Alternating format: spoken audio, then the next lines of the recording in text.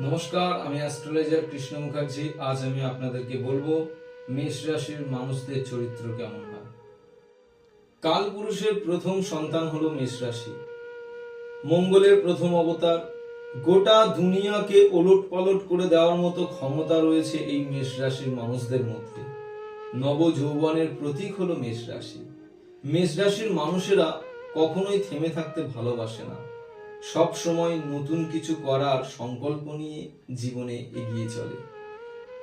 প্রচলিত বিশ্বাস, ধ্যান ধারণা, পুরনো দিনের সংস্কার যা প্রাচীন সময় থেকে চলে আসছে, সেই সকল বিশ্বাস, ধ্যান ধারণা, সংস্কারের বিরুদ্ধে গিয়ে মেষ রাশির মানুষেরা নিজেদের মতো করে জীবন কাটাতে চায়। মেষ রাশির মানুষদের জীবনে দুঃখ কম, কারণ মেষ রাশির মানুষেরা অতীতকে মনে রাখে না। মেষ রাশির মানুষেরা বুদ্ধির থেকে ক্ষমতাকে বেশি গুরুত্ব দেয়, তাই অনেক সময় বিনা প্রয়োজনে ক্ষমতা প্রদর্শনের ফলে মেষ রাশিকে বিপদে পড়তে হয়।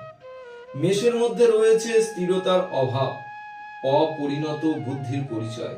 তাই জীবনের গুরুত্বপূর্ণ ক্ষেত্রে সিদ্ধান্ত নেওয়ার সময় কোনো রকম ভাবনা চিন্তা ছাড়াই দ্রুত পদক্ষেপ নিয়ে ফেলে, যার পরিণাম হিসাবে পরবর্তীকালে আফসোস ছাড়া আর কিছুই করার থাকে না। পুরনোকে ভেঙে নতুনকে সৃষ্টি করার মতো ক্ষমতা রয়েছে মেষ রাশির মানুষদের মধ্যে।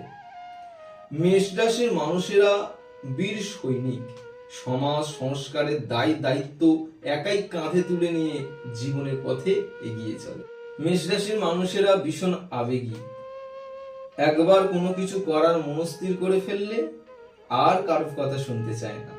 তাই মেষের অতি আবেগী মনের সুযোগ নিয়ে অন্যান্য রাশির মানুষেরা নিজেদের মতো করে ব্যবহার করে। জীবনের ভালো মন্দ ঘটনাগুলি মেষের জীবনে তাড়াতাড়ি ঘটতে দেখা যায়, যার ফলে জীবনকে ফিরে দেখার সময় মেষ রাশির আর কখনোই হয়ে ওঠে না। তবে এই নিয়ে মেষ রাশির মানুষদের মধ্যে কোনো অভিযোগ থাকে না, কারণ সে পিছনের দিকে তাকাতে চায় না, সব সময় সামনের দিকে এগিয়ে চলে। মেষ রাশি বর্তমানের পূজারী, অতীতের কথা চিন্তা ভাবনা না করে বা পিছনে না তাকিয়ে ভবিষ্যৎ গড়ার কাজে তারা জীবনে এগিয়ে চলে। নমস্কার।